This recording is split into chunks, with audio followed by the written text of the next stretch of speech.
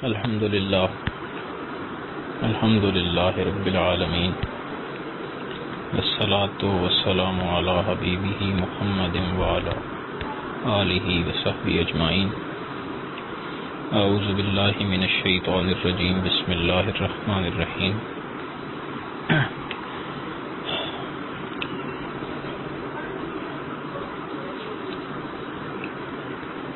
فقد كذبوا بالحق لما جاءهم فسوف يأتيهم أنباء ما كانوا به يستهزئون. بے شک جھٹلایا انہوں نے حق کو جب ان تک پہنچا، اب آئی جاتی ہے ان کے آگے حقیقت اس بات کی جس پر ہنستے تھے. سورہ انعام کی 5ویں آیت ہے اور اس میں غفلت شعاری کی مزید تفصیل بعض واقعات کی طرف اشارہ کر کے بیان فرمائی گئی. فقد کذبوا بالحق لما جاءهم، یعنی جب حق ان کے سامنے آیا تو انہوں نے حق کو جھٹلا دیا. حق سے مراد یہاں حضور صلی اللہ علیہ وسلم کی ذات اقدس بھی ہو سکتی ہے اور قرآن مجید بھی ہو سکتا ہے، کیونکہ حضور علیہ الصلوۃ والسلام ابتدا عمر سے آخر تک انہی قبائل عرب کے درمیان رہے تھے اور رہ رہے تھے. ابھی بھی بچپن سے جوانی اور جوانی سے بڑھاپا انہی کی آنکھوں کے سامنے آیا. ان کو یہ بھی پوری طرح ادراک تھا اس بات کا کہ حضور صلی اللہ علیہ وسلم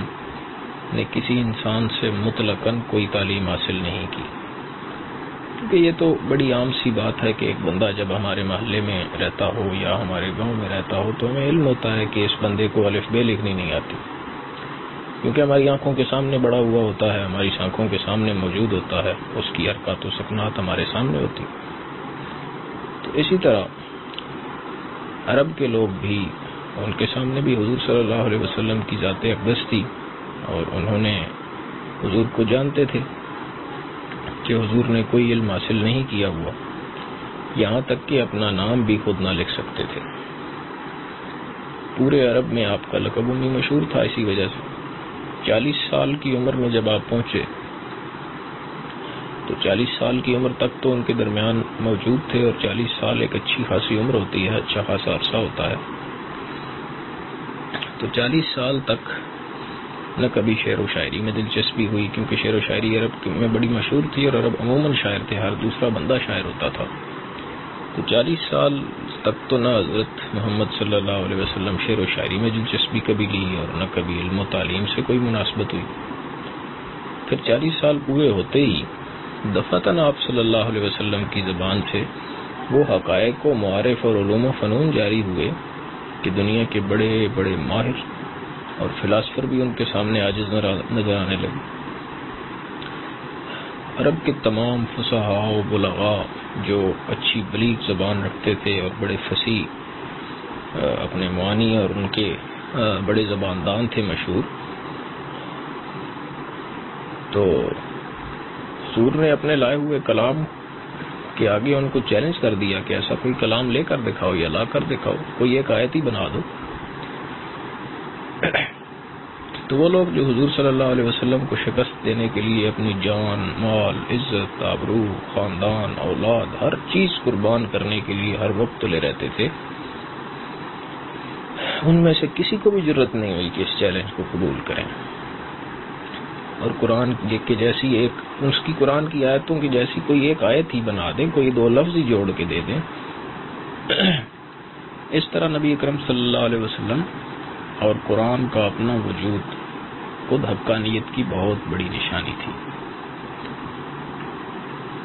پھر اس کے علاوہ حضرت صلی اللہ علیہ وسلم کے ہاتھوں ہزاروں معجزات بھی ہوئے، ایسی کھلی کھلی نشانیاں ظاہر ہوئیں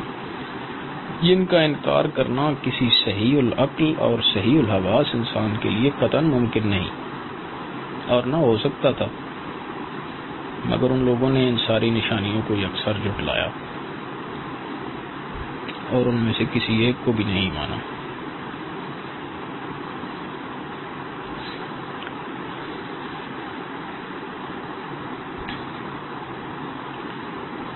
اس سے اگلی آیت میں پھر ان کے کفر اور ان کی تکذیب کا انجام جو ہوا اس انجام بد کی طرف اشارہ کیا گیا.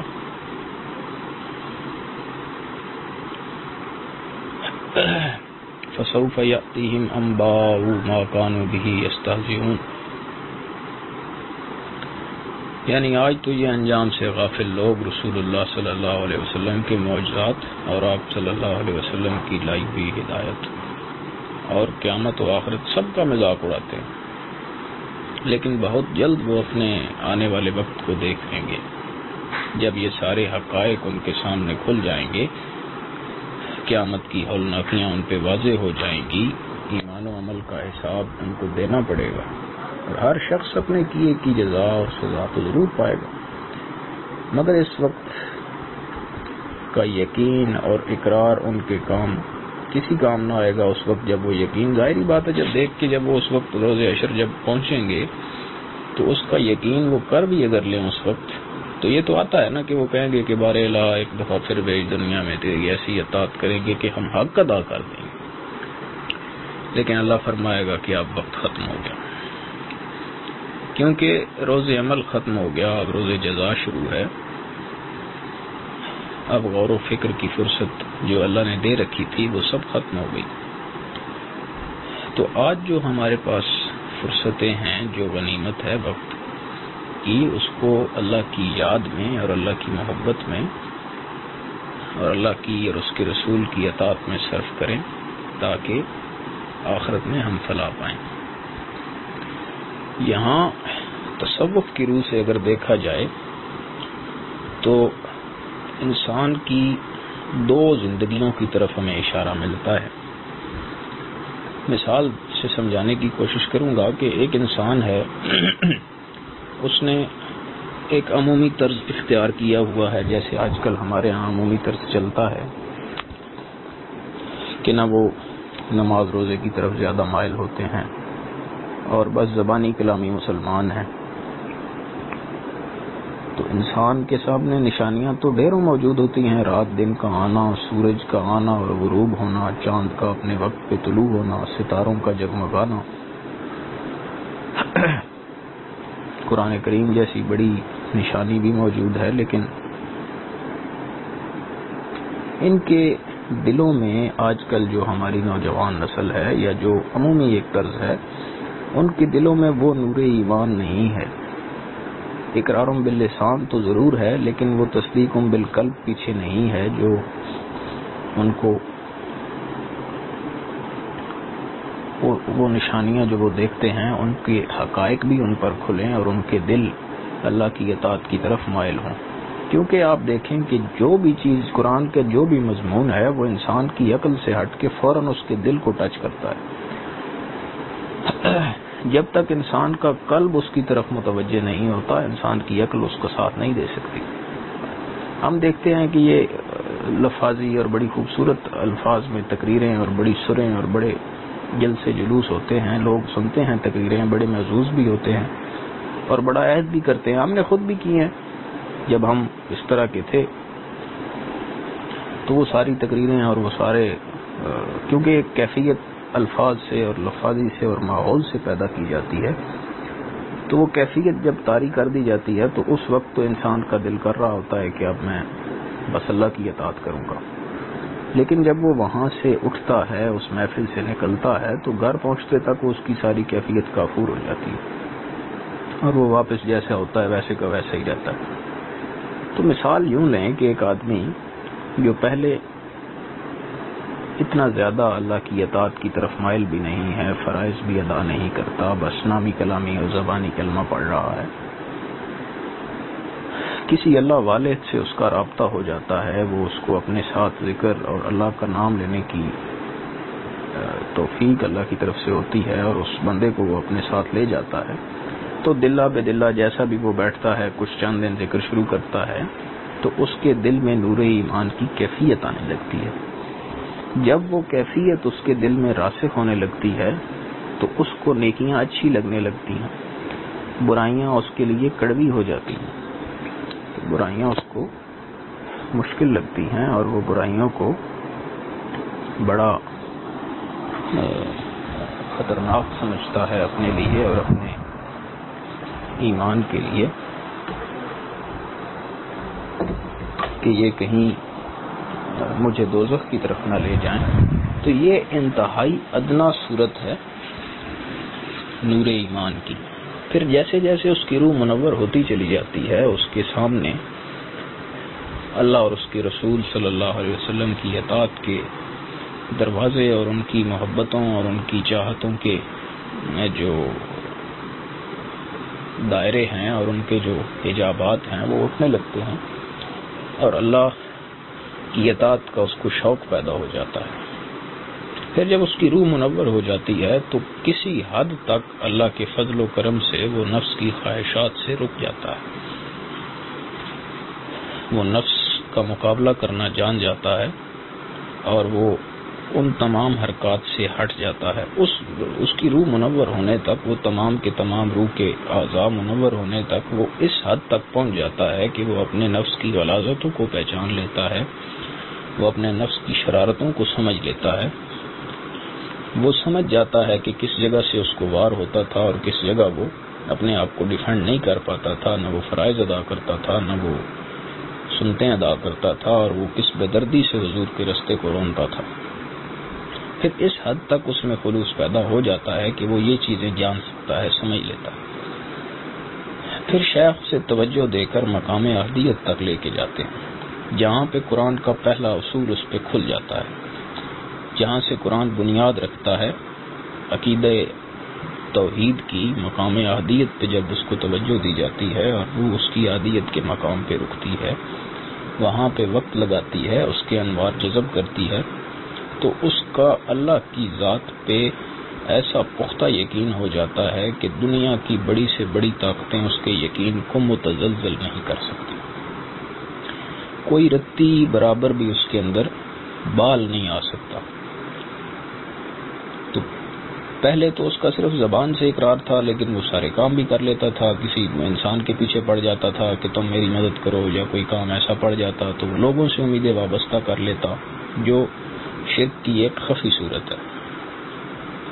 تو اب اس کو وہ روح کی چاشنی اور عقیدہ توحید کیونکہ اس کی روح کے انگ انگ میں اتر گیا، تو اب اس کا دل فقط اور فقط اللہ کی طرف مائل رہتا ہے، ہر وقت وہ اللہ کی یاد میں مصروف رہتا ہے، اللہ کے سوا اسے کسی چیز کی طلب بھی نہیں ہوتی، اور وہ اگر کوئی چیز طلب چاہتا بھی ہے اور کرتا بھی ہے تو وہ اللہ ہی سے کرتا ہے۔ جیسے حضور صلی اللہ علیہ وسلم کی ایک حدیث میں آتا ہے کہ آپ نے فرمایا کہ صحابہ کرام سے کو سکھاتے تھے کہ اگر جوتے کا تسمہ بھی ٹوٹ جائے تو اللہ کی ذات سے مانگو۔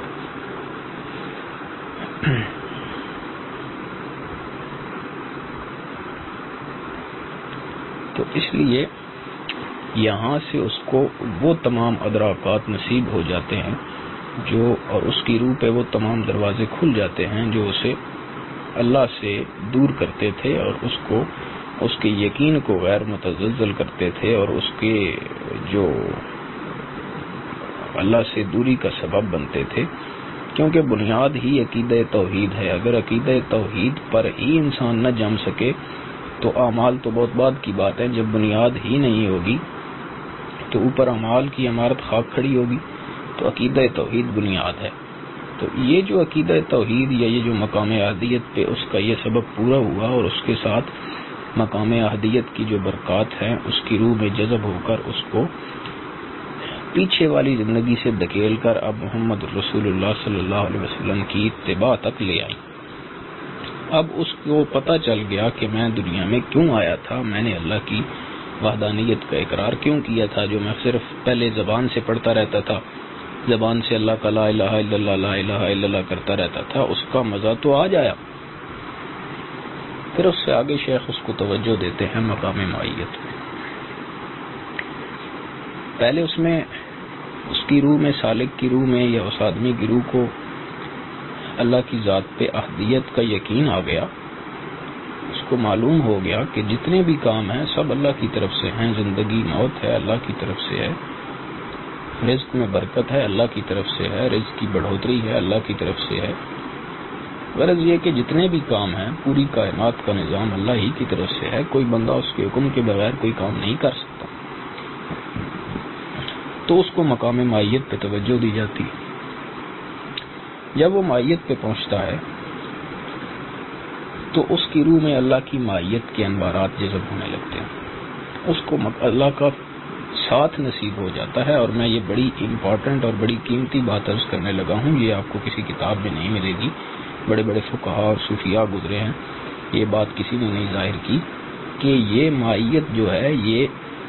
صفاتی معیت نہیں ہے کہ اللہ کی صفت ہے کہ وہ ہر جگہ موجود ہے اور ہر انسان کے ساتھ موجود ہے، تم جہاں کہیں بھی ہو۔ یہ جو معیت ہے یہ معیت ذاتی ہے، یہ صرف صوفی کا خاصہ ہے، یہ اس اللہ کرنے والے کا خاصہ ہے جسے خلوص کی وہ بلندیاں نصیب ہو جاتی ہیں کہ اللہ ذاتی طور پر اس کے ساتھ ہو جاتا ہے۔ سبحان اللہ۔ تو جب اللہ ذاتی طور پہ انسان کے ساتھ ہو گیا، اس کی معیت ہر وقت اسے ساتھ ہو گئی، اس کے ساتھ ہو گئی، اسے نصیب ہو گئی، تو اور انسان کو کیا چاہیے؟ اب دکھ درد ہیں وہ اس سے شیئر کر رہا ہے، بیماری ہے، تکلیف ہے، وہ اللہ کو بتا رہا ہے، اس کو جو بھی کوئی پریشانی آتی ہے وہ اللہ کو بتا رہا ہے، شیطان اسے تنگ کرتا ہے اللہ کو بتا رہا ہے۔ اب تو وہ ایسا ہو گیا جیسے کسی وزیر کا بادشاہ کے ساتھ تعلق ہو اور بادشاہ ہمہ وقت اس کے ساتھ ہوتا ہو۔ تو کیا یہ دنیا میں مقام کم ہے کہ اللہ کی معیت ہمہ وقت اسے حاصل ہو گئی؟ پھر اس کو اگر کوئی گناہ چھیڑتا ہے، کوئی گناہ اپنی طرف اٹریکٹ کرتا ہے تو فوراً اس کا خیال معیت باری کی طرف آتا ہے کہ میرے ساتھ تو اللہ کی ذات موجود ہے، میں یہ کیسے گناہ کروں؟ سبحان اللہ۔ اللہ ہم سب کو وہ کیفیت نصیب فرمائے۔ تو اس کے بعد وہ گناہ بھی چھوٹ جاتے ہیں اس سے، اور نیکیوں کی طرف بڑھنے لگ پڑتا ہے، اور مزید نیکیوں پہ نیکیاں کرتا چلا جاتا ہے، وہ خلوص کی بلندیوں کو چھوتا چلا جاتا ہے۔ پھر وہ نماز جو ہوتی ہے، آج کی نماز جو پہلے وہ پڑھتا تھا اور کبھی پڑھتا تھا کبھی نہیں پڑھتا تھا، اس کی نماز تب والی اور اب والی میں وہ فرق آ جاتا ہے زمین اور آسمان کا۔ پہلے کی نماز اس کی حضوری کی نماز نہیں تھی،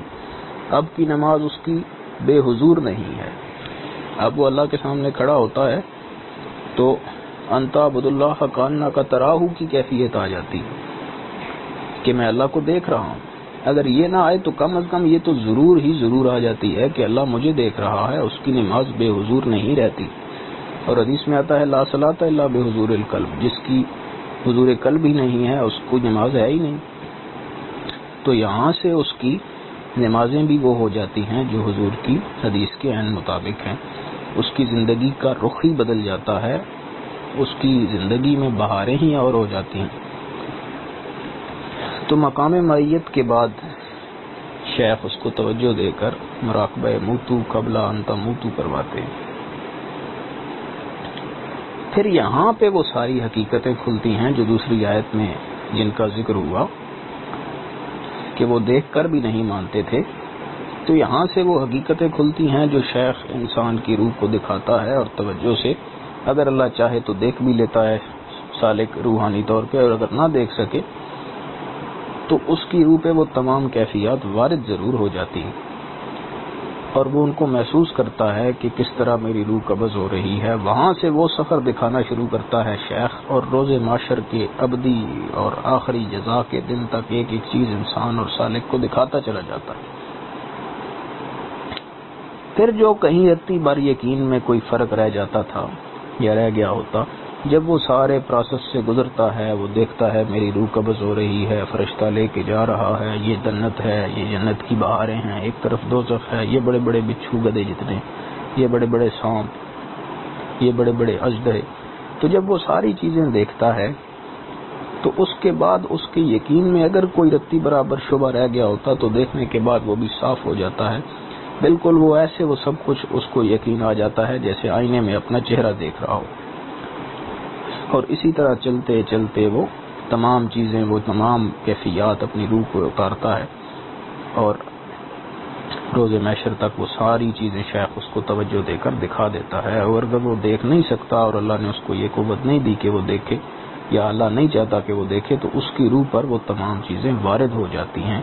اور اس کی روح کا حصہ بن جاتی ہیں، اور پھر وہ